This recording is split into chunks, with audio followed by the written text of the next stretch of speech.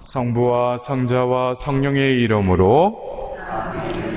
하늘에 계신 우리 아버지의 이름이 거룩히 빛나시며 아버지의 나라가 오시며 아버지의 뜻이 하늘에서와 같이 땅에서도 이루어지소서.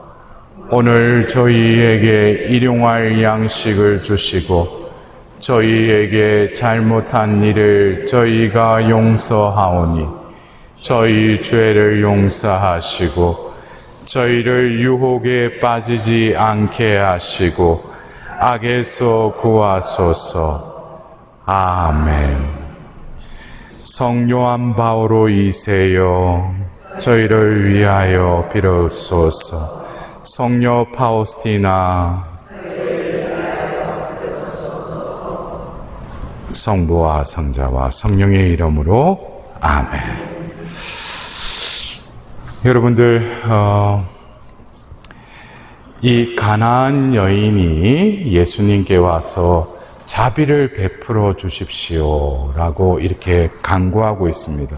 그러면 우리가 마테오복음 말씀을 먼저 선포하도록 하겠습니다. 마테오복음 15장 21절에서 28절의 말씀입니다. 그때 예수님께서 티로와 시돈 지방으로 물러가셨다.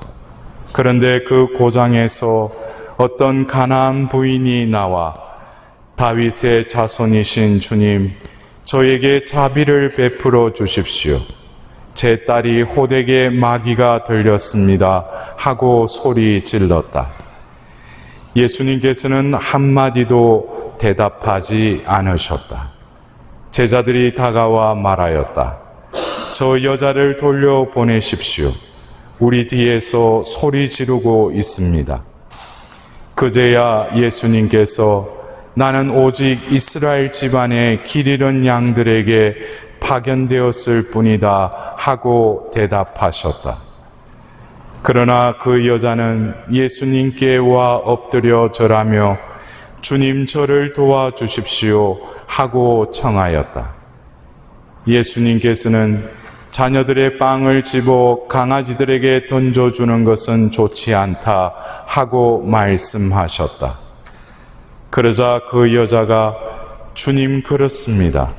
그러나 강아지들도 주인의 상에서 떨어지는 부스러기는 먹습니다 하고 말하였다. 그때 예수님께서 그 여자에게 말씀하셨다. 아, 여인아, 내 믿음이 참으로 크구나. 내가 바라는 대로 될 것이다. 바로 그 시간에 그 여자의 딸이 나았다. 주님의 말씀입니다. 그리스도님 찬미합니다.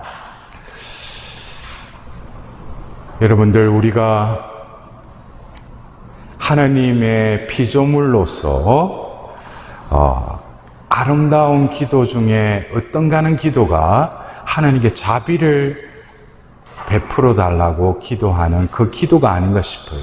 왜냐하면은 여러분들 그래요. 우리는 하나님의 존재를 우리가 아무리 알려고 해도 우리는 알 수가 없어요. 그래서 우리 그리스도교는 뭡니까? 계시 종교라고 그러죠. 계시라는 건 뭐예요? 하나님께서 당신을 나는 이런 존재라는 것을 드러내셔야 돼요. 드러내시는, 잠깐 보여주시는, 이게 계시의 의미입니다. 그래서 우리는 하나님께서 당신을 이렇게 드러내셨는데 하나님은 어떤 분이시라고 요한 복음사가는 그 요한의 편지에 어떻게 고백하고 있어요? 하나님은 사랑이십니다.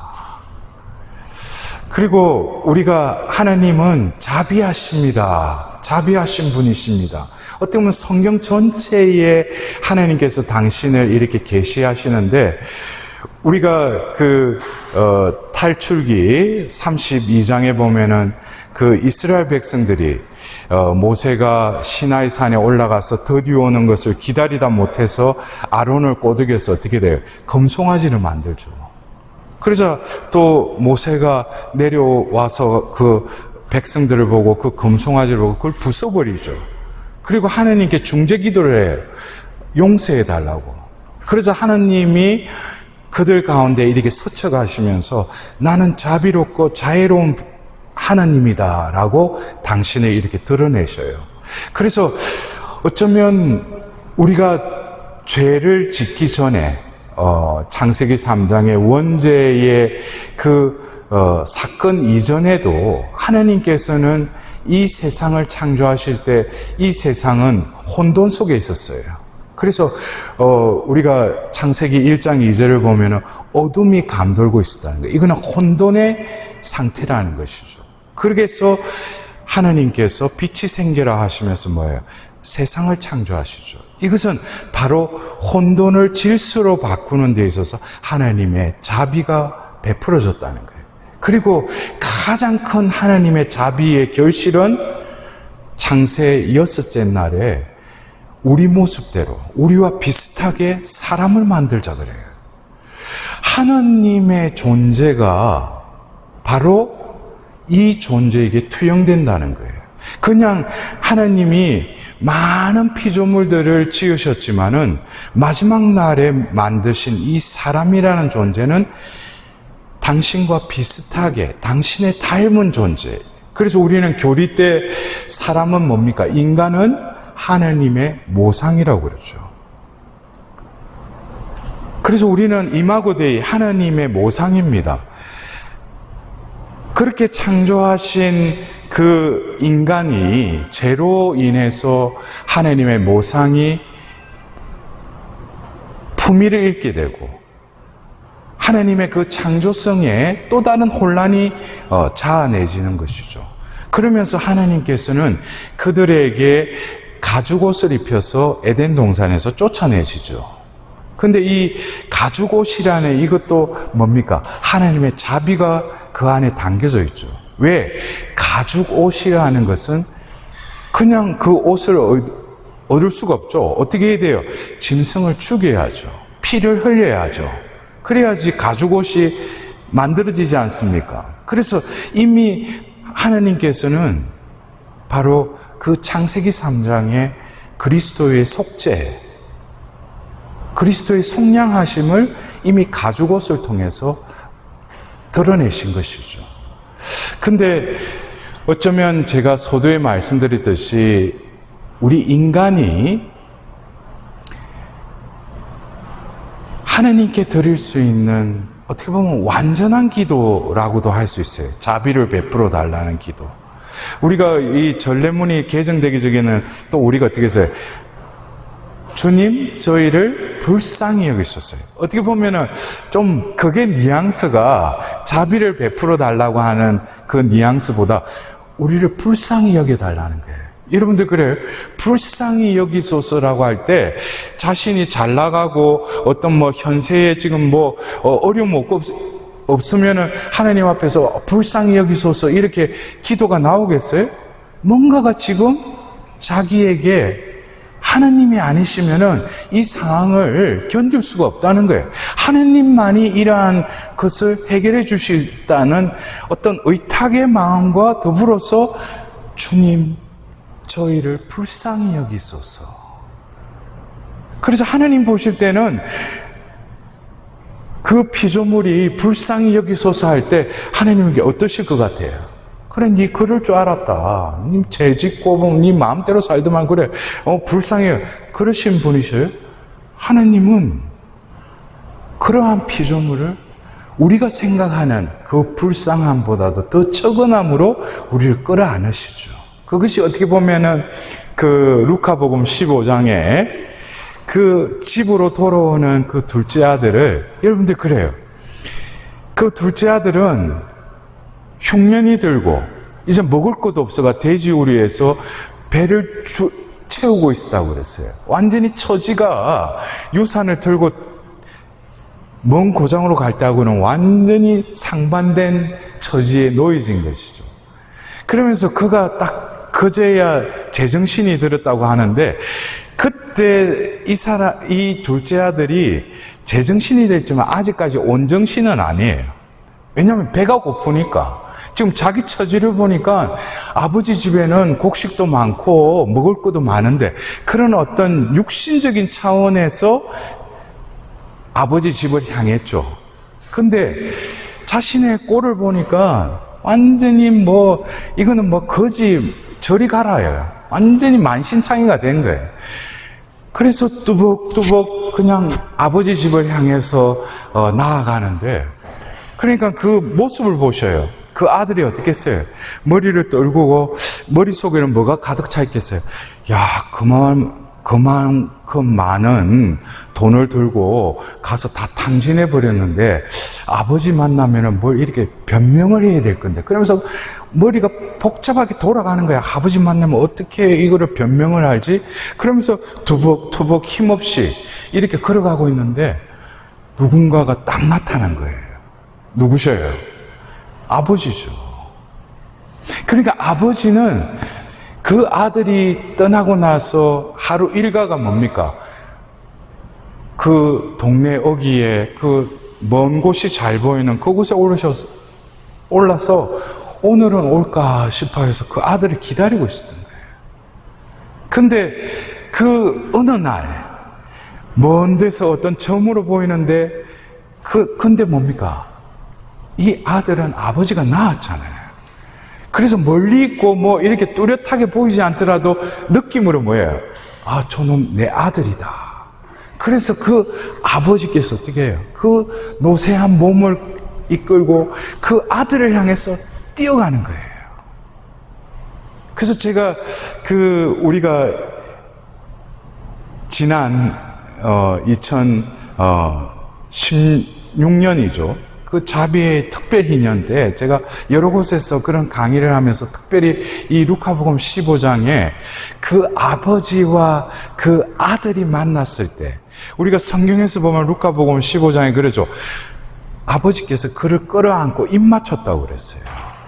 근데 여러분들 렘브란트의 그 그림 아시죠? 그 그림에는 어떻게 해요? 그 아들이 아버지 앞에 꿇어앉아서 아버지의 가슴에 이렇게 기대고 있죠. 예?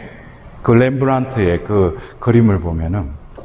근데 저는 그 바로 앞장면, 그 노쇠한 아버지가 그 아들을 향해서 달려올 때 이미 육신은 노쇠했기 때문에 심장도 이제 박동수나 이 건강이, 그러니까 막 심장이 뛸 대로 뛰는 거예요. 그 아들을 보고 싶어서.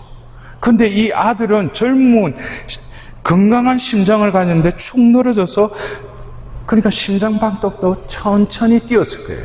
근데 그 아버지가 그 돌아온 아들을 껴안을 때 그냥 껴안았을 뿐만 아니라 아버지의 그 가슴과 그 아들의 가슴이 맞닥뜨려졌다는 거예요. 그 순간에 바로 그 아버지의 심장의 박동이 바로 아들의 느려진 그 심장을 재촉하는 거예요.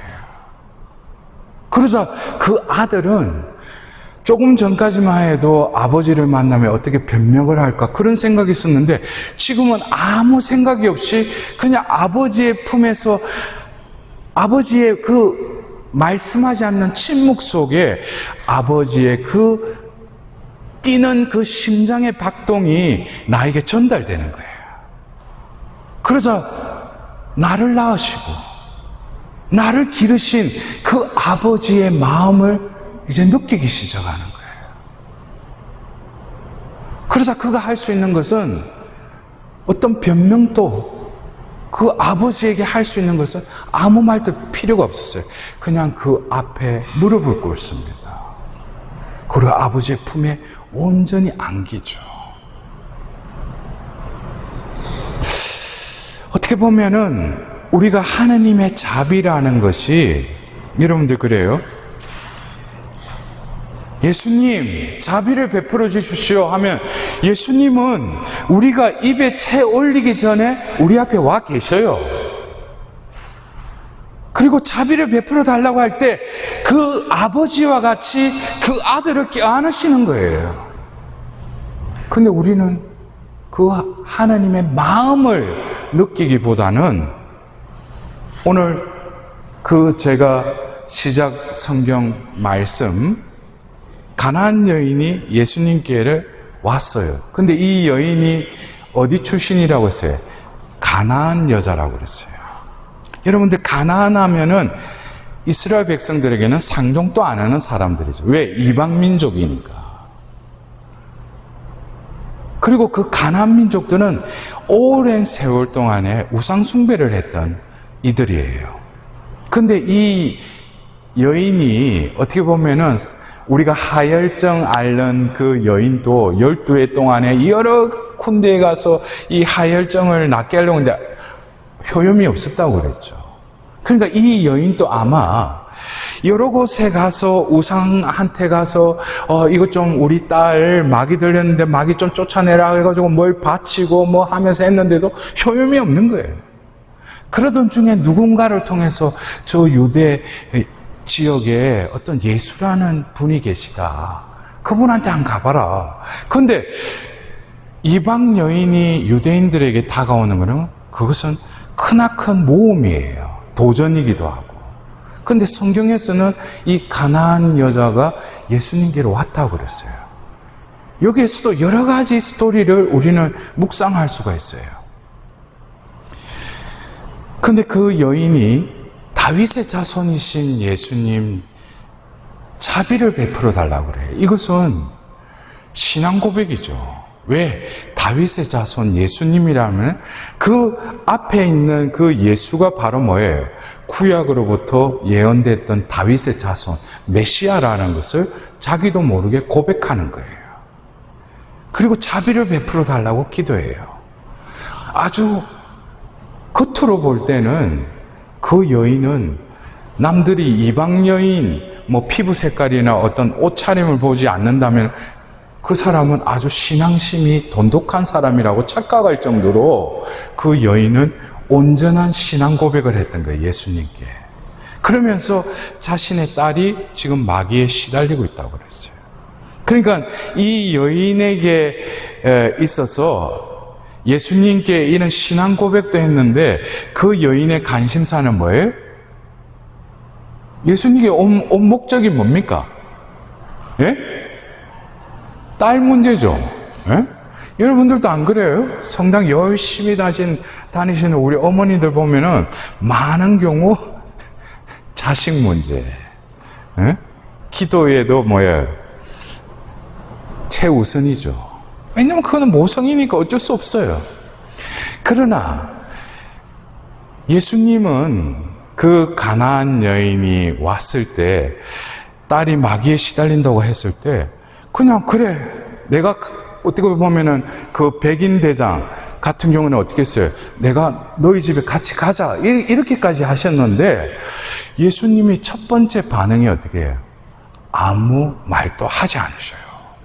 이거는 어떻게 보면 공생애 중에 여러 예수님께서 마을에 들어가셨을 때 많은 병자들이 와가 손을 대는 사람들마다 어떻게 됐어요? 병이 낫고 구원받았다고 그랬어요. 근데 이 여인이 그 이방 지역에서 어떻게 보면은 큰 도전의 마음으로 예수님께 와서 그렇게 부르짖었다고 그랬어요. 근데 예수님은 거들떠 보지도 않으셔요. 이것은 평상시의 예수님의 모습과는 다르다는 거예요. 근데 여러분들, 이 가나안 여인이 이방 여인이었지만 우리들도 어쩌면 우리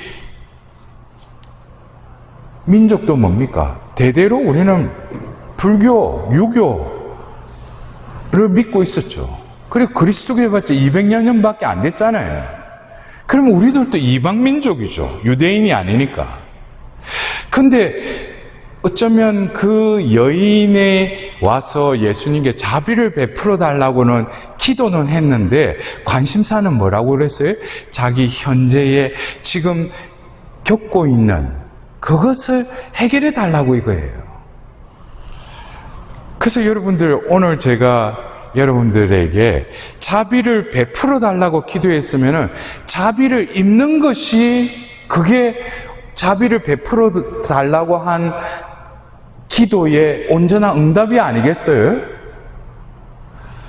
내가 지금 현재의 관심사를 가지고 주님 자비를 베풀어 주십시오 하면은 그것이 나의 궁극적인 목적은 아니라는 거예요. 여러분들 이해가 되십니까? 우리가 기도가 왜 기복적으로 흐르냐면은 하나님께 와서 기도는 해요.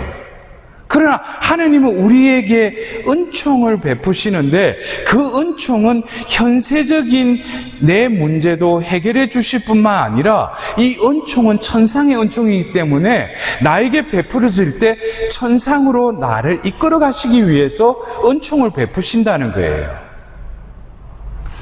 근데 우리가 그래요. 어떻게 보면 겉으로 보면은 이 여인에게 있어서는 예수님 앞에 와서 자비를 베풀어 달라고 기도했지만은 이 여인은 어쩌면 그 가나안 지역의 가나안 여인으로서 어릴 때부터 우상 숭배에 익숙했던 사람이에요. 그래서 우상 앞에 가서도 기도했어요. 근데 예수님 앞에 와서 기도할 때는 똑같은 대상이 있지만은 우상하고 틀리죠. 예수님이 우상이 아니죠. 여러분들 그래요. 우상 숭배와 하느님 흠숭은 뭐가 틀립니까? 우상 숭배는 앞에 뭐 신이라고 하는 것을 설정해 놔요. 그리고 자기 원하는 거 이루어 달라는 거예요. 이게 숭배입니다. 그럼 흠숭은 뭐예요? 내가 지금 필요한 게 있어요. 그러나 뭡니까? 하나님 뜻대로 이루어 달라고 그래요. 어떻게 보면 겉으로 보면 비스무리하지만은 내용을 보면 틀려요. 근데 우리들도 우리 민족의 어떤 그 흐름에 있어서 많은 이들이 샤머니즘적인 어떤 그것이 그리스도교 신앙처럼 생각을 해가지고 와가지고 굴기도 바치면은 옛날에 무슨 뭐 백일기도 하듯이 뭘 바치면은 그때 되면 뭐가 이루어지리라. 자칫 그 내용을 보면은 그리스도교적이 아닐 수도 있어요. 왜? 이거를 내가 바치면은 내 원하는 걸 이루어 주신다는 거예요. 그래서 우리가 이 가나안 여인이 와서 그렇게 부르짖는데도 예수님은 아무 대답을 안 하셔요. 이것은 여러분들 그래요. 우리가 신앙생활을 하면서 여러분들 처음에 세례받기 전이나 세례받고 나서 기도하면 백발백중 하나님이 응답해 주신 거 경험한 적 있으세요? 저는 그 사제가 될 마음이 없었어요. 예? 일반 대학을 다니면서 어느 한순간에 하나님이 저를 낚아채는 바람에 헷가닥 해버린 거예요. 근데 채 올리기 전에도 나에게 필요한 거를 그때는 다 베풀어 주셨어요. 그걸 감당을 하지 못할 정도로 하느님 많은 은총을 베풀어 주셨어요. 근데 지금 와서 보니까 그게 다 미끼더라고. 예. 그게 다 끌기 위한 미끼 던지신 거예요. 그러니까 이거 기도하기 전에도 하느님이 다 알고 계시고 다 베풀어 주시는 분이시구나. 근데 이제 시간이 딱 지나고 신학교 들어가고 또 본격적으로 이제 어떻게 하다가 사제까지 됐는데 그때부터 하나님의 훈련이 시작되는 거예요. 그때는 기도해도 아무런 응답이 없어요. 오히려 더 시련만 더 닥치는 거예요. 이걸 통해서 같은 하나님이신데 왜 그때는 내가 입에 채 올리기 전에도 응답해 주시고 나에게 그런 은총으로 나를 이끌어주는데 왜 지금은 같은 하나님이신데 기도해도 왜 침묵만 하시는가? 오히려 내가 생각하는 것보다 안 좋은 일, 내가 볼 때 안 좋은 일만 생기는 거예요. 하나님 왜 이러실까? 같은 하나님이신데. 많은 이들이 그렇게 되면 어떻게 돼요? 교회를 떠나죠. 하나님은 심지어 하나님은 계시지 않는다. 또 어떤 신자들은 그래요. 너무나 보면 또 성격이 깔끔한지 집에 모시던 성상 이런 것들도 또 본당 사무실에 갖다 놓는 거예요. 이제 결별이라는 거예요, 하나님. 왜? 내 청을 안 들어주신다는 거예요. 어떻게 보면은 예수님이 첫 번째 반응인 아무런 대답을 안 하시는 이것은 어떤 예수님의 의도가 있으시다는 거예요. 제가 말씀드렸죠. 하느님의 자비는 그냥 현세적인 거 뭘 들어달라고 하기 위해서 그 자비가 베풀어지면 그거는 덤으로 이루어져요. 근데 하나님의 자비는 궁극적으로 우리를 어떻게 하기 위해서 자비를 베풀어 주셔요? 우리가 고해성사를 볼 때 사제경을 받죠. 죄의 사함을 받죠. 그건 구원받은 거예요. 우리가 미사 때 성체를 영하는 그 자체는 하나님과 합일되는 순간이죠. 그것도 구원이에요. 하나님의 관심사는 현세에 어떤 축복 내려주시는 그 하나님이시기도 하지만 하나님만이 하실 수 있는 것은 우리를 구원하시는 거예요. 그래서 예수님이 그러시죠. 걱정하지 마라, 두려워하지 마라. 응? 너희를 구원할 수 있는 분을 두려워하라고 그랬어요. 그래서 예수님이 보실 때 이 여인에게 있어서는 뭡니까?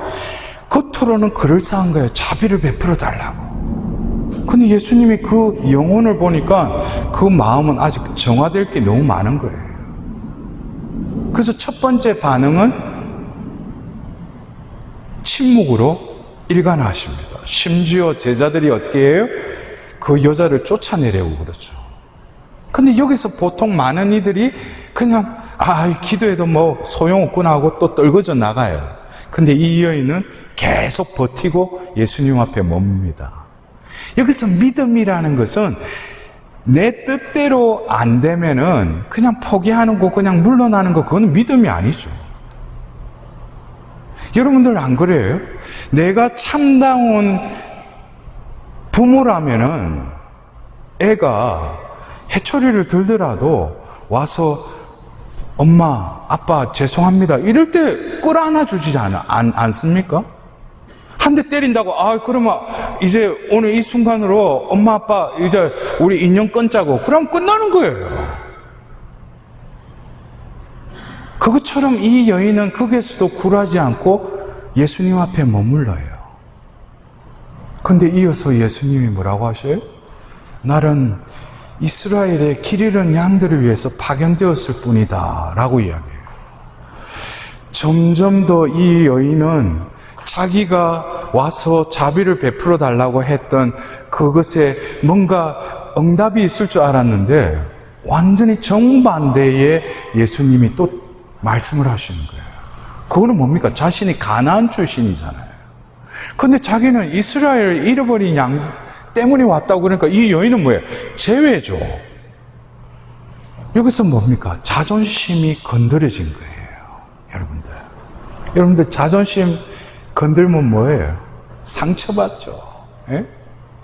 여러분들 그래요. 어떤 때는 성당 다니면서 교우들끼리 뭐 안 좋은 일이 있다고 그래서 어떤 때 고요소에 앉아 있으면 신부님 제가 뭐 몇 년 동안 뭐 20년 동안 레지오 뭐 단장도 하고 뭐 했는데 제가 좀 나이가 들어가지고 어떻게 하다 보니까 뭐 그냥 평단으로 있는데 이번에 새로 뭐 단장이 누가 됐는데 저하고 마음이 안 맞아가지고 저 이제 성당 안 나갈래요. 아니, 그럼 성당을 왜 다니는? 그럼 마음 맞는 사람이 있으니까 성당 다니고, 마음 맞지 않으니까 이게 추격이 전도된 거예요, 이게. 성당 가는 이유는 하느님께 기도하고, 하느님께 찬미 드리고, 하느님께 영광 돌리고, 하느님으로부터 힘을 얻기 위해서 우리 성당 오는 거 아니에요? 근데 부스러기에 마음을 두는 거예요.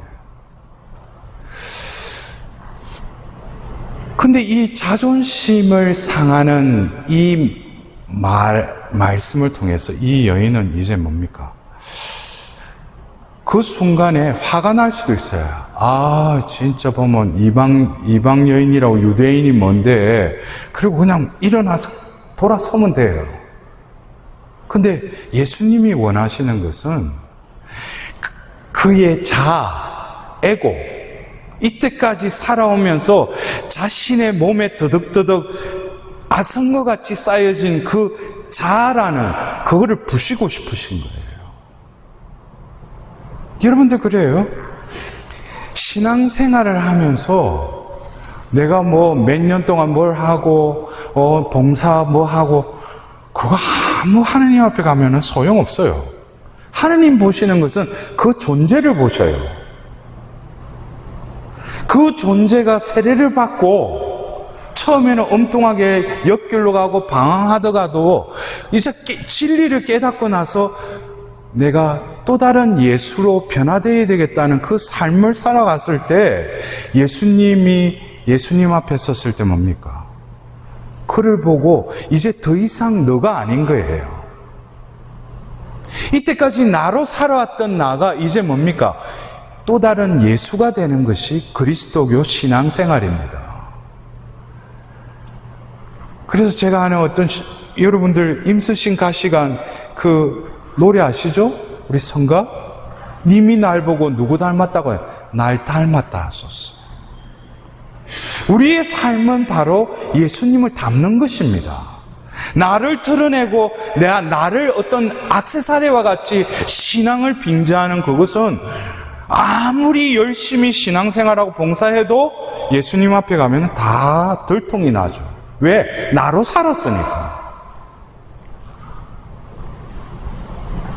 하나님의 자비는 우리의 존재를 새롭게 변화시키는 것이 하나님의 자비입니다.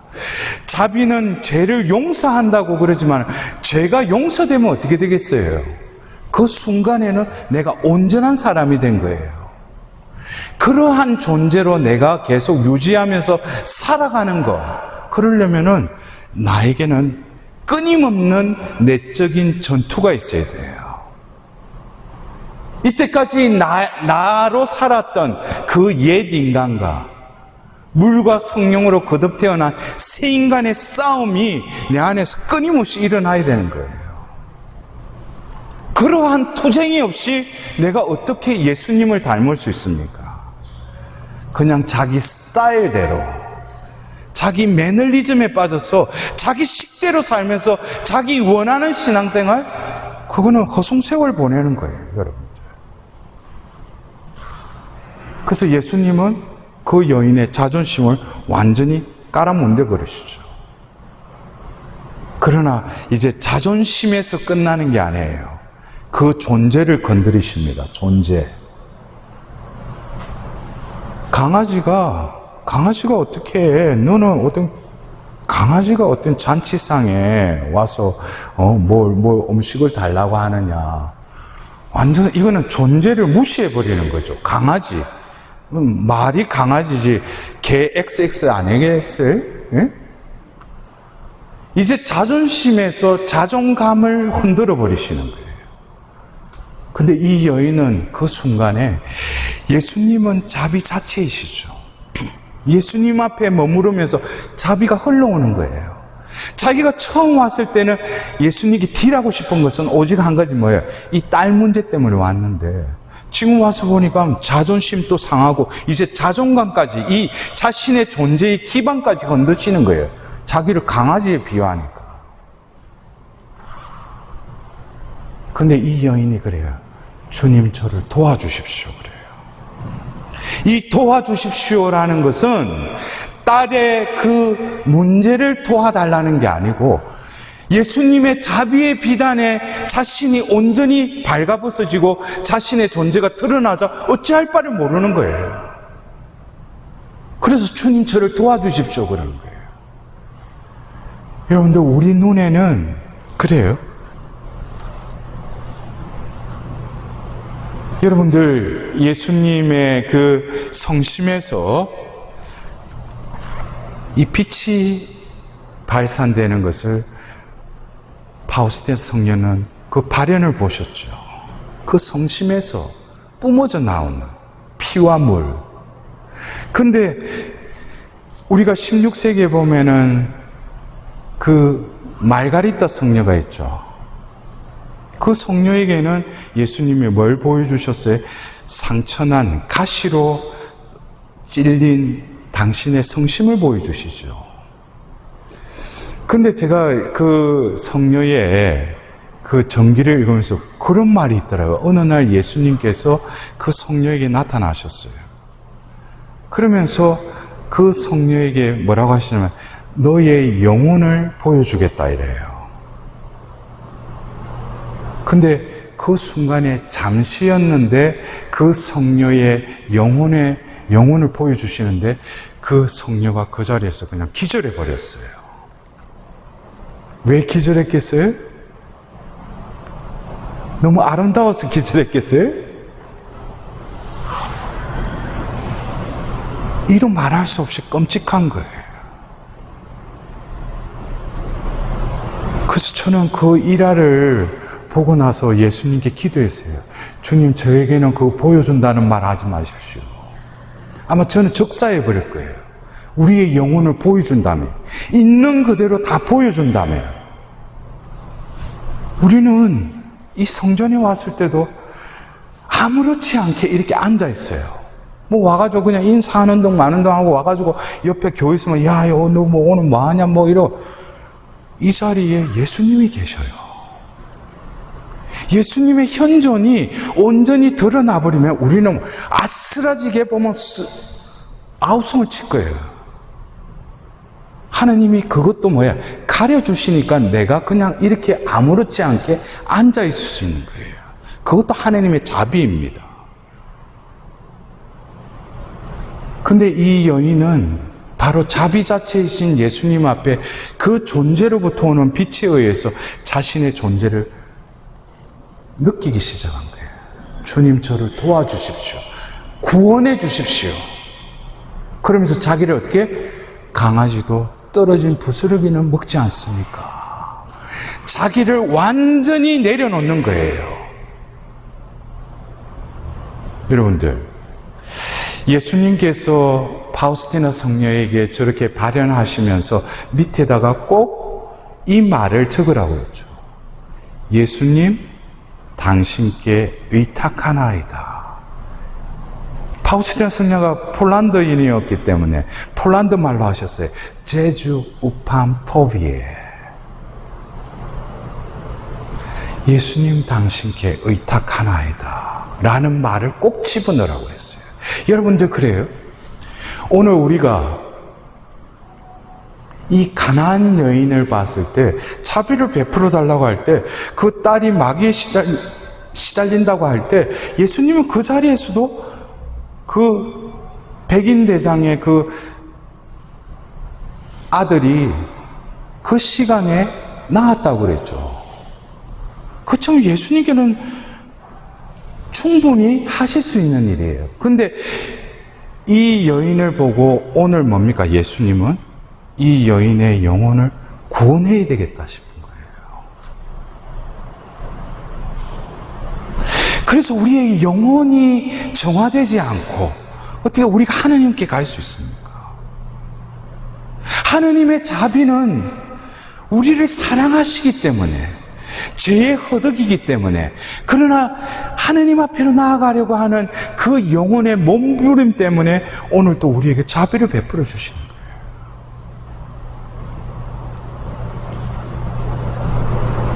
예수님께서는 여인아, 내 믿음이 크구나, 장하다, 이렇게 말씀하셔요.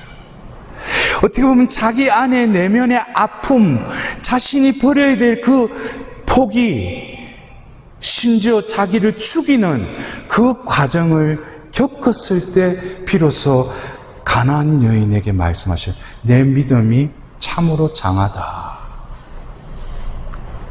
너가 믿는 대로 될 것이다. 그 시간에 그 딸에게서 마귀가 나갔다고 그랬어요. 여러분들, 어쩌면 우리는 제가 곳곳에 가서 하나님의 자비를 이렇게 강의를 하면서 제가 종종 그런 말을 해요. 제가 작년에 이곳에 처음 왔을 때도 거기에 모인 우리 신자분들에게 그래서 여러분들 참 복되신 분들이라고. 하나님의, 우리 교회에 여러 모임들이 있지만 하나님의 자비에 초대받았다는 것은 아주 여러분들이 이건 고맙게 생각할 게 아니야. 감지덕지, 이건 어떻게 할 수 없는 그 자리에 내가 초대받은 거예요. 여러분들, 하느님의 자비가 없이는 모든 것이 불가능합니다. 내가 숨을 쉬는 그 자체도 뭐예요? 하느님의 자비죠. 내가 살아 움직인다는 것, 이것도 하나님의 자비예요. 하나님의 자비가 없이 우리가 어떻게 살아갈 수 있어요? 그 순간에 우리는 죽음이죠. 몸뚱아리는 살아있어요. 육신의 숨은 쉬고 있어요. 하나님 편에서는 죽어 있는 거예요. 근데 오늘 뭡니까? 그 영혼을 다시 살리시기 위해서 이 자리에 하나님께서 부르신 거예요. 여러분들, 에ze키엘서 37장에 보면은 뼈들의 환시를 보여주시죠. 에ze키엘 예언자에게. 그 골짜기에 뼈들이 수두룩하게 쌓여 있었다고 그랬어요. 하나님께서 그 예언자에게 숨에게 예언하여라 하면서 하나님의 숨이 그들에게 쉬어지자 어떻게 돼요? 그들은 하나님의 숨에 의해서 그들은 뼈에 살이 붙고 힘줄이 붙으면 근육이 생기면서 일어나요. 하느님의 자비의 숨. 여러분들, 요한복음 21장에 예수님께서 부활하셔서 너희에게 평화가 있기를 하시면서 당신의 손과 옆구리를 보여주시죠. 이 장면이 바로 자비주일날 요한복음 20장 19절에서 29절의 이 말씀이 전 세계에 그 자비주일날 선포가 되고요. 그 장면에서 예수님께서 뭐예요?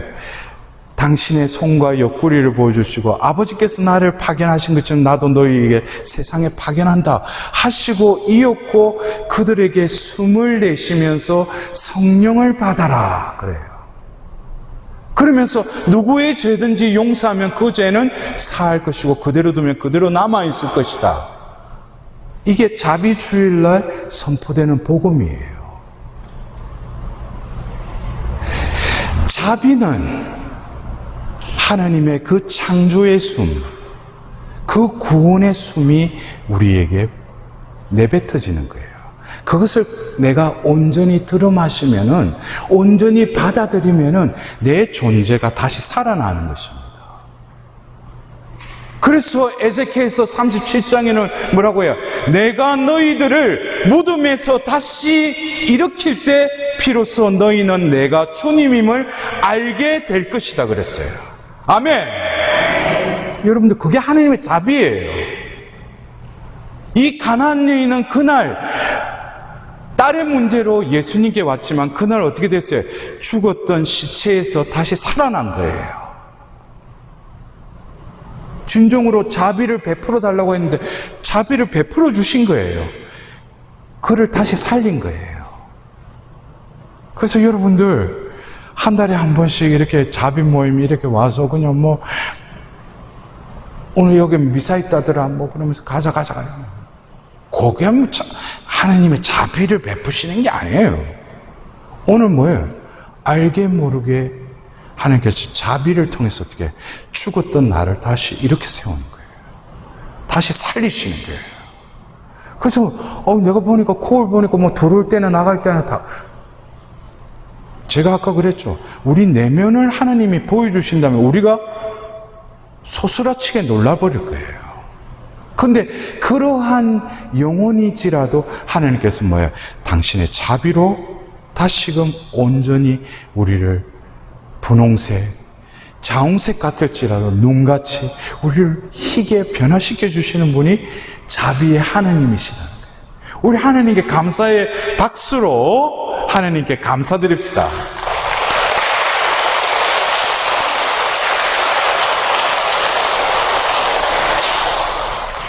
여러분들, 오늘 우리가 이제 이 자비의 이 사도 모임, 오전에 이 하나님의 말씀을 듣고 여러분들이 말씀을 마음에 간직하셔요. 그리고 우리가 오후에 고해성사를 볼 때도 이 가나안 여인과 같이 자비를 베풀어 달라고, 예수님 제발 저에게 자비를 베풀어 달라고, 저 좀 살려달라고. 오늘 고해소에서 그러한 또 하나님의 자비가 베풀어질 것입니다.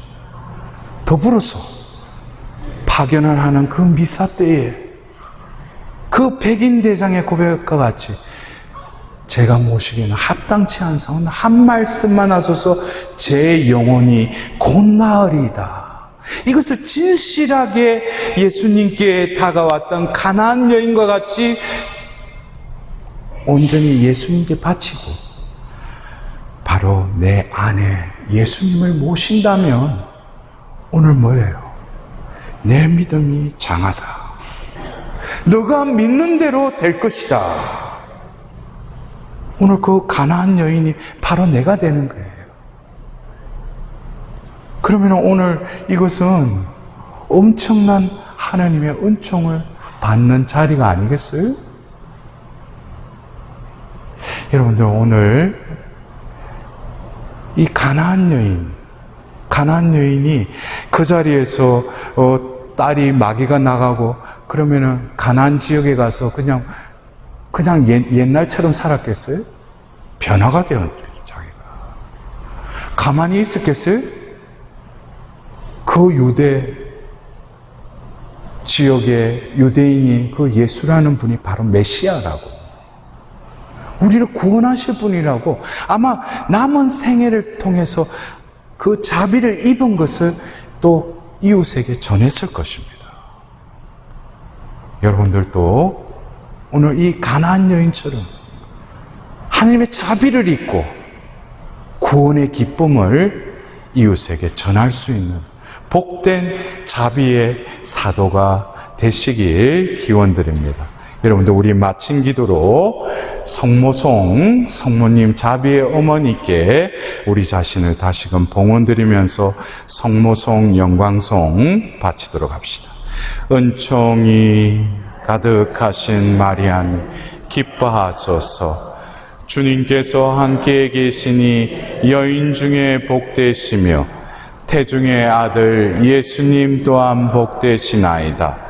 천주의 성모 마리아님, 이제와 저희 죽을 때 저희 죄인을 위하여 빌어주소서.